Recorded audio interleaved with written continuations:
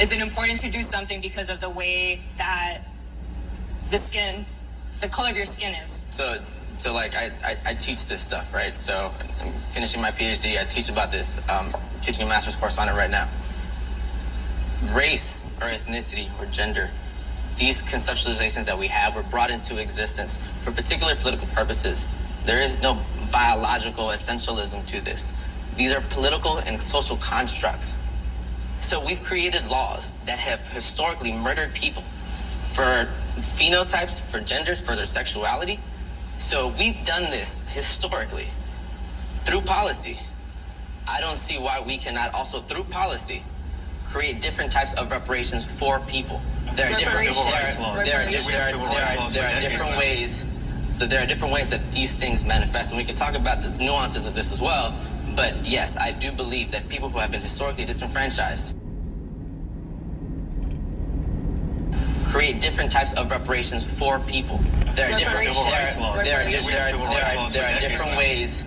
So there are different ways that these things manifest, and we can talk about the nuances of this as well. But yes, I do believe that people who have been historically disenfranchised create different types of reparations for people. There are different ways. So there are different ways that these things manifest, and we can talk about the nuances of this as well.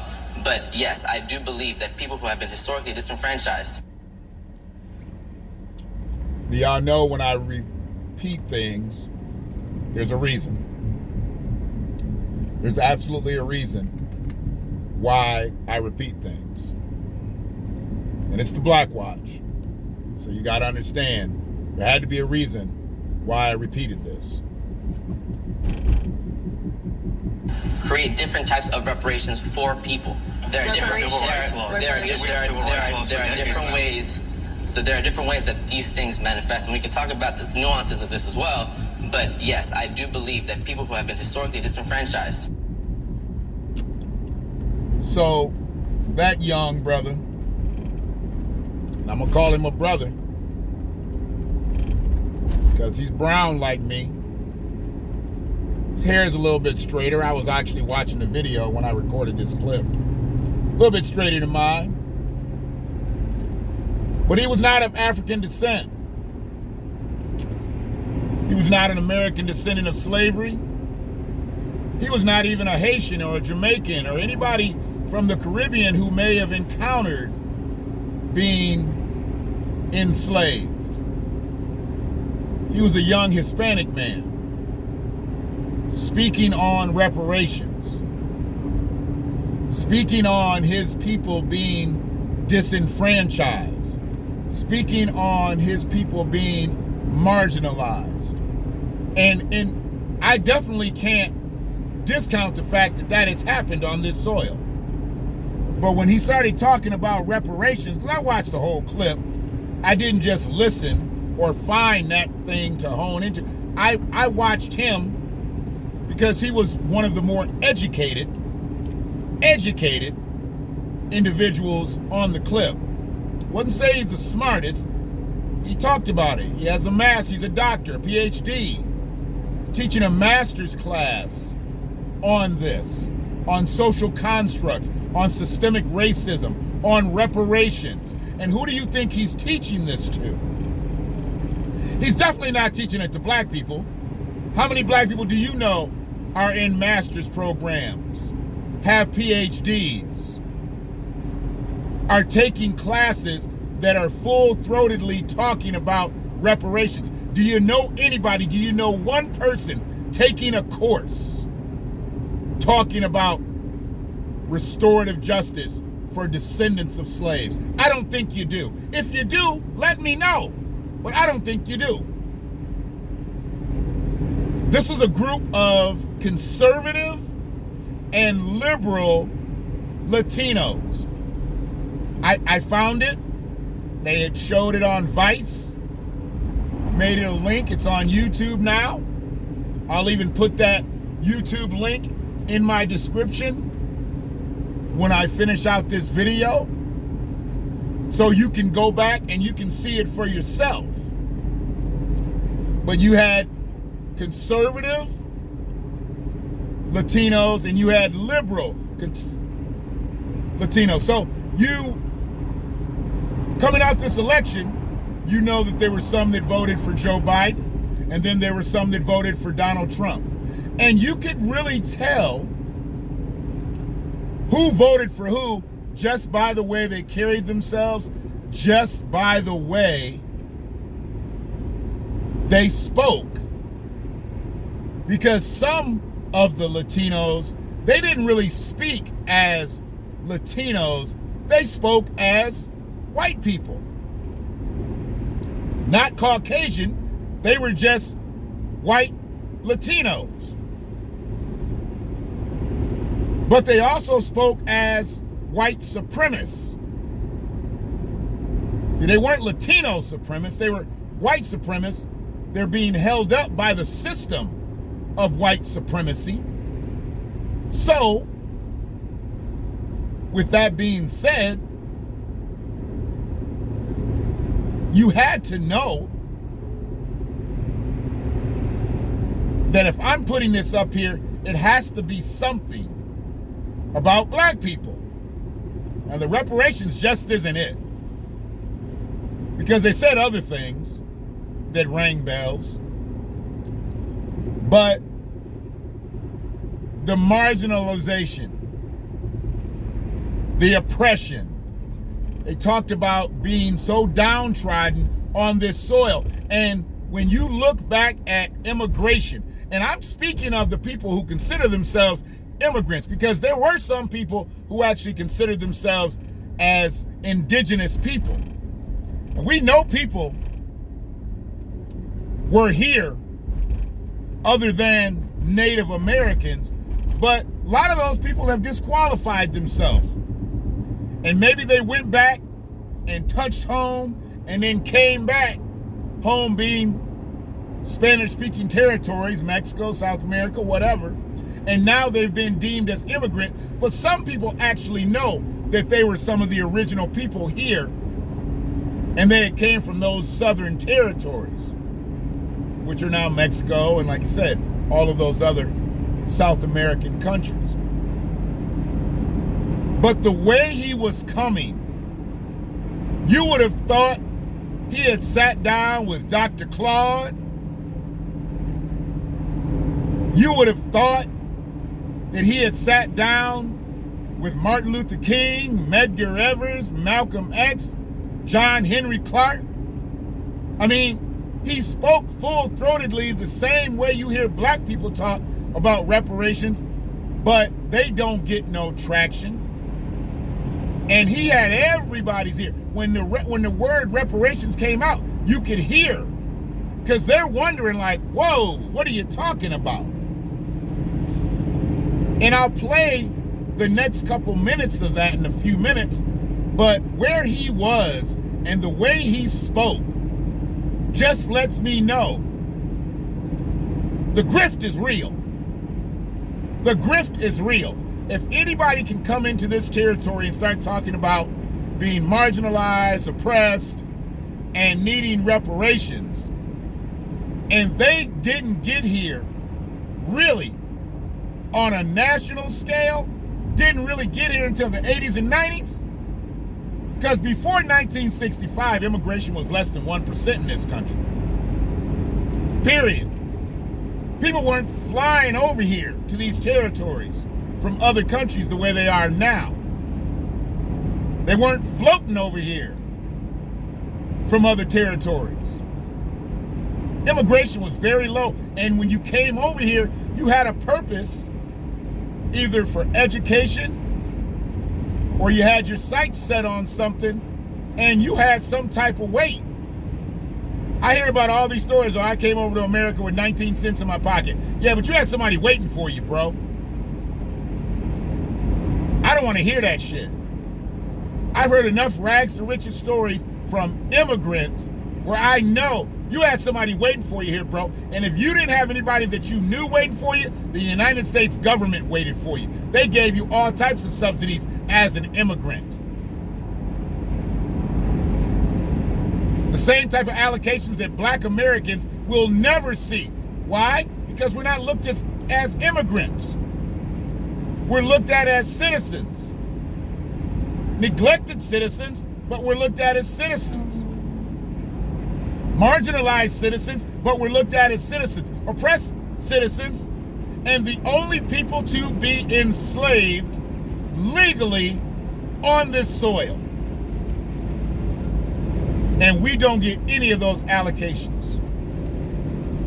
So when people come over here and they start talking that craziness about what they're owed,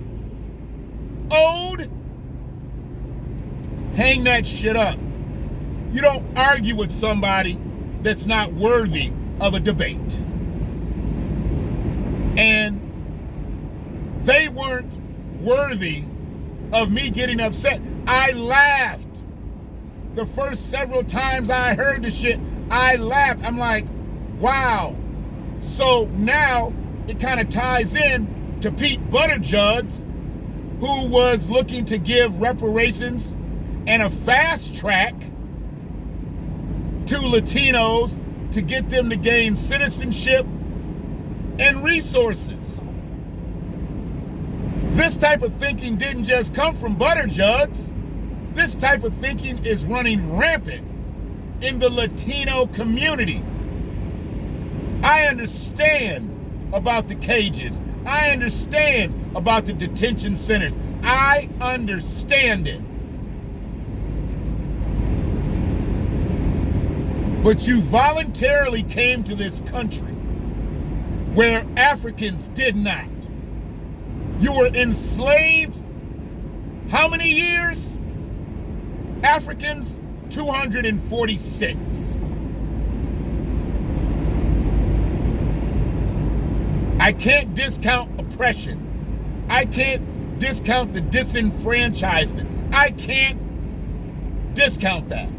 So I won't. But what you're not is you're not on the same level as a descendant of slavery.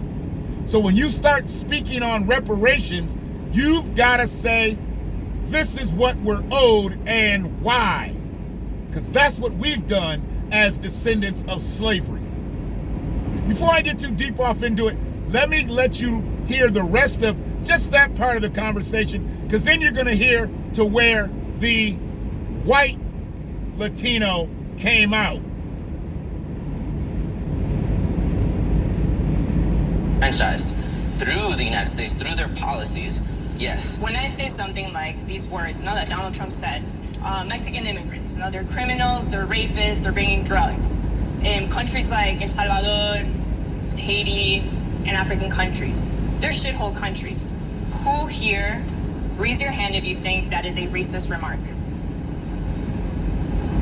For those of you that did not raise your hand, why do you believe that's not a racist remark? Because it was misconstructed by the media. So when I first heard it, I thought the same. And I was like, this is terrible that he's saying this about all Mexicans. But when you actually hear the entire tape of it, it's like, okay, here comes CNN and the mainstream media cutting off bits and pieces, and he's talking about the terrible criminals, the MS-13 gangs, the people that are rapists, the people that are criminals, the people that are killers, the cartel members that are coming through the borders. I actually did listen to the whole thing, and he doesn't just stop at Mexico. He says Mexicans, and then Central South Americans, and then Middle Eastern countries. He doesn't even just go far as just Mexicans. And what is he talking about that? He's not talking about the white Cuban. He's talking about the white Latino. He's talking about the brown Central South American. This is my biggest problem with these conversations, because Latino in itself is not a race in this country. The people who are getting deported are brown. They don't even, some of them don't even speak Spanish. They speak Nahua, they speak Achiquel, they speak Quiche.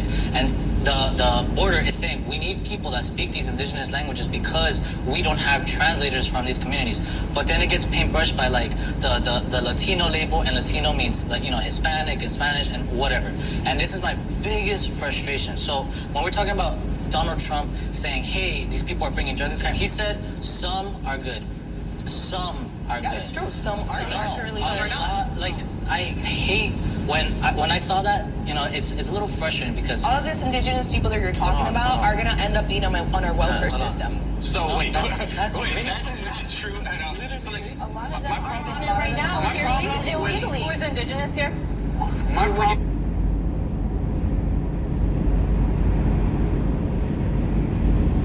frustrating because all of these indigenous people that you're talking about are going to end up being on our welfare system. So No, wait, that's wait, racist. that's not true at all. So like, A lot of them my are problem- on it right now. my Here problem illegally. Who is indigenous here?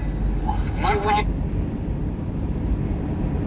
Frustrating because All of these indigenous people that you're talking about are gonna end up being on our welfare system. So no, wait, that's So, the woman that said that, she was a knockoff Cardi B. I'm sure when it was convenient, or when it's convenient, she claims being Latino. When it's convenient, she claims being a white woman. Hell, when it's convenient, she may even claim being black. They do that, you know? And she talked greasy through the whole thing. You could see that she wasn't your quintessential Latino. She talked about being on yachts. She really looked like she may be some very wealthy man's arm candy. She wasn't about much. She wasn't about much. Looks like she's done something right for herself, but for the most part, she looked like, I'm trying to hold on to this body. I'm trying to hold on to this face for as long as I can. Because whatever she does on her hustle, I'm sure it doesn't bring her nearly the bread as the way she looks. She put too much into her looks. Anybody that puts that much into their appearance, somebody's paying for it. And for her to say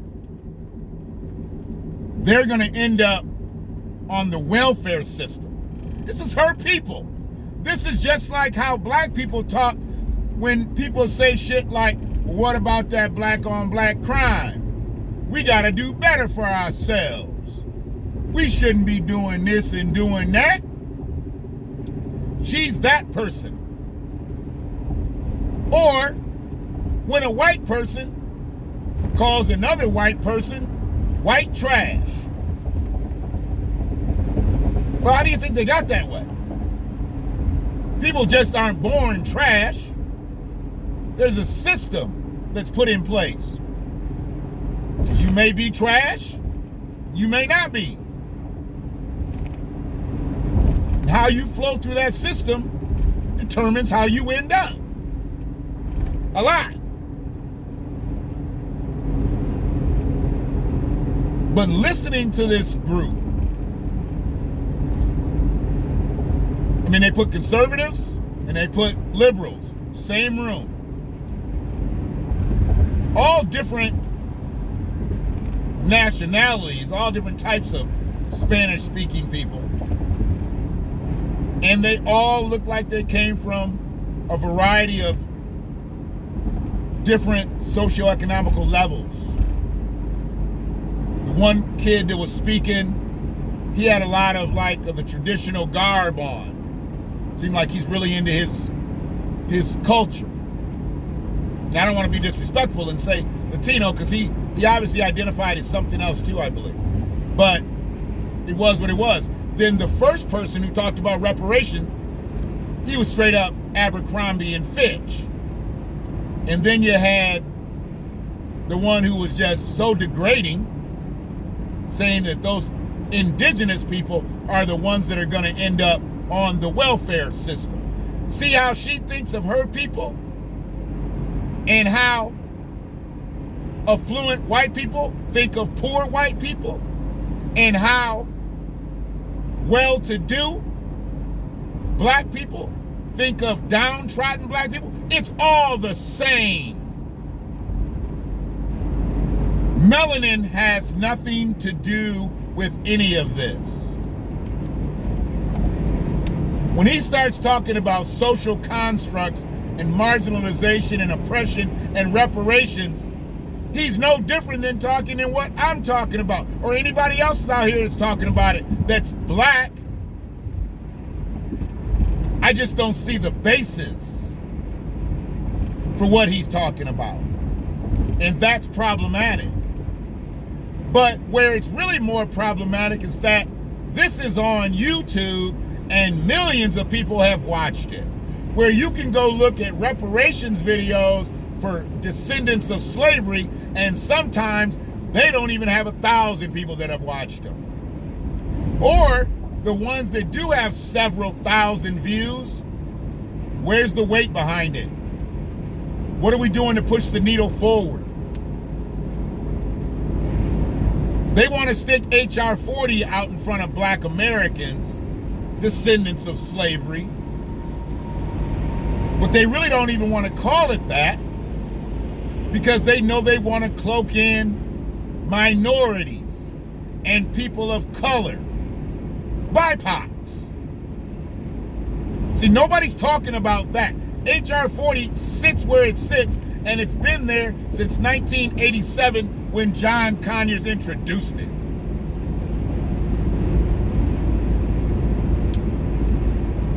Now he's expired, and you got a Caribbean woman in charge of it. She's not ADOS, so she doesn't care about the welfare of ADOS. I'm not saying that she's against black people. I'm just saying she doesn't care about ADOS. She's shown that. Sheila Jackson Lee has shown that. And where we are now as a people,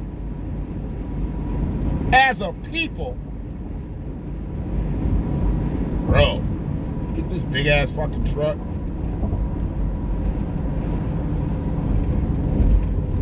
I see why you did it now, bro.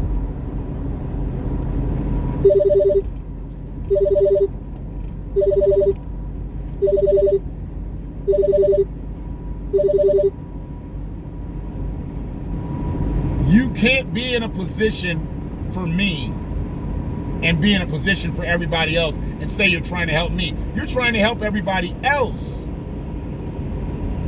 You're trying to help everybody else, and there's nothing wrong with you trying to help everybody else.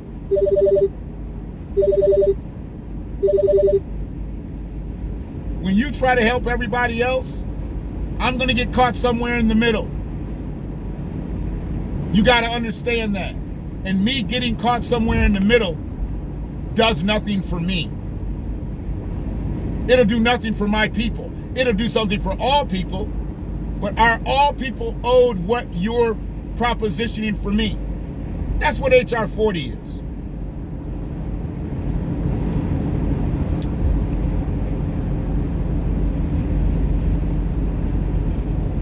Listening to them and how they've aligned themselves, and then thinking about how black people refuse to align themselves, it's problematic. I mean,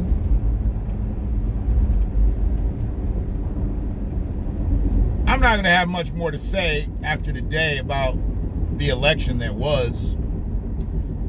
It doesn't deserve my attention. There's going to be that waiting period we have. But while we're waiting for Joe Biden to be sworn in and Kamala to be right there, they might as well put both their hands on the Bible, because truly, I believe he's going to step aside. I don't see him pulling this all the way through. It was too much of a struggle for him to get through that campaign. But we've got to be prepared to put pressure the right way on these politicians that have been elected to lead this country. Real pressure. We put nothing on Barack Obama, who wasn't ADOS. We put nothing on Eric Holder as Attorney General, who wasn't ADOS. And I see it right now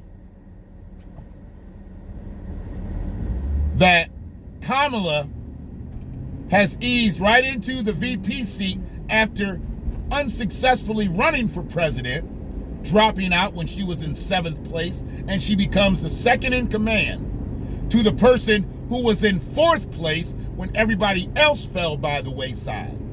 People don't seem to understand when you're in 4th and 7th, yeah, you're going to struggle against a sociopathic slumlord when you're running for president.